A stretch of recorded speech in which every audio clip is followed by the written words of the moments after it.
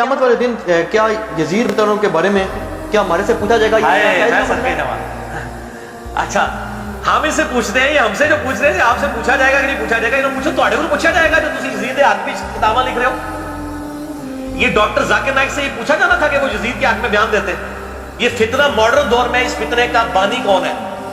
2009 میں ڈاکٹر ذاکر نائک، اس سے پہلے کو میرا کلپ ریکارڈڈ ہے۔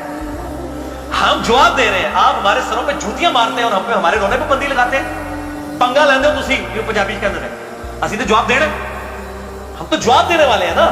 مسئلہ تو ہی لوگوں نے اٹھایا کہ ان سے پوچھو کہ آپ سے یہ پوچھا جائے گا کہ یہ یزید کے بارے میں اور فلاں کے بارے میں، اچھا آپ سے یہ پوچھا جائے گا رفع دین کے بارے میں، سارے معاملوں جن میں آپ جھگڑتے ہیں، ہم کہتے ہیں ہاں جی پوچھا جائے گا، چلو ہم سے پوچھا جائے گا۔ یہ سوال قیامت والے دن ہوگا آپ سے؟ بالکل ہوگا سوال، ہم سے ہوگا سوال، کیوں نہیں ہوگا سوال؟ سوال ہوگا، کس طرح ہوگا کہ اگر ان لوگوں کی سپورٹ میں آ کے ہم سیدنا حسین کے ساتھ بغض رکھتے ہیں جو پریکٹیکلی ان لوگوں نے رکھا ہوا ہے، چڑھتے ہیں حسین کے نام سے، علی کی تعریف ہو جائے تو چہرے لٹک جاتے ہیں، تو یہ تو منافقت کی طرف جا رہے ہیں۔ بغض اہل بیت آٹومیٹکلی ان کے اندر آ جاتا ہے۔ حسین اور یزید کی محبت ایک دل میں جمع نہیں ہو سکتی ہے، نیور، یہ جمع ہو ہی نہیں سکتی۔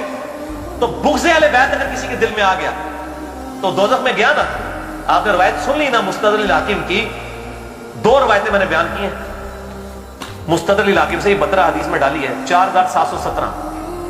اللہ کی قسم ہم اہل بیت سے جو بغض رکھے گا اللہ اسے ضرور دوزخ میں داخل کرے گا۔ اور دوسری روایت بڑی خطرناک ہے، 4712، شیخ البانی نے بھی نقل کی ہے سلسلہ حدیث صحیحہ میں 2488، کہ اگر کوئی شخص حجر اسود اور مقام ابراہیم کے درمیان نمازیں پڑھتا رہے اور روزانہ روزہ رکھے تب بھی وہ دوزخ، بھائی میری نمازاں سٹیک تے لگ جانی ہے، اہل بیت دے بغض دینا، تسی کہنا پوچھا نہیں جائے گا؟ بالکل پوچھا جائے گا، کیوں نہیں پوچھا جائے گا؟ بالکل پوچھا جائے گا۔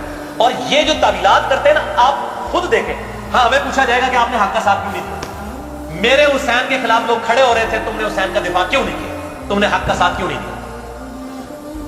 المستدرک الحاکم میں حدیث ہے صحیح سند کے ساتھ کہ سید الشہداء حمزہ ابن عبد المطلب ہے، یا پھر سید الشہداء وہ ہے جو جابر حکمران کے سامنے کلمہ حق بلند کرے۔ اسی کے تحت ہم حضرت حسین کو سید الشہداء کہتے ہیں۔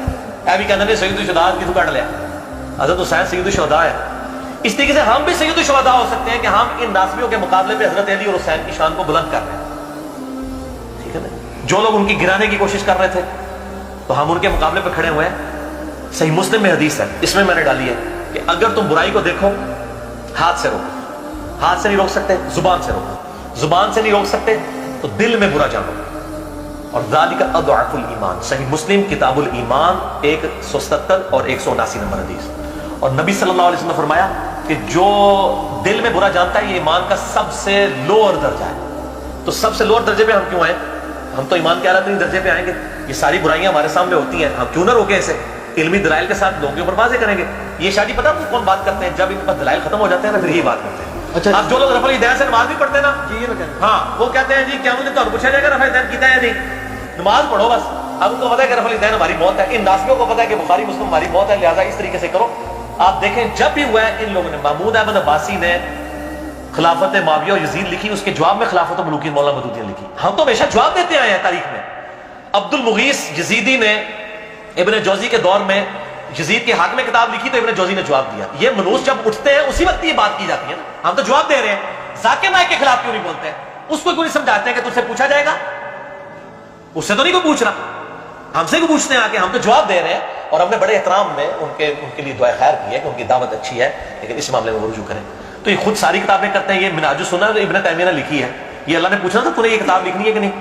چھوڑ دے، ہر بندہ یہ خود تقریریں سارے ریکارڈ کریں، ہمیں کہتے پوچھا، بالکل پوچھا جائے گا۔ اللہ یہ پوچھے گا کہ برائی کو ہاتھ سے روکا کہ نہیں، اور زبان سے روکا کہ نہیں، اور دل میں تو کہا ذالک اضعف الایمان۔ ہم تو بھائی اعلیٰ ترین ایمان کے درجے پہ۔ بات کی تو میں ایک بات ضروری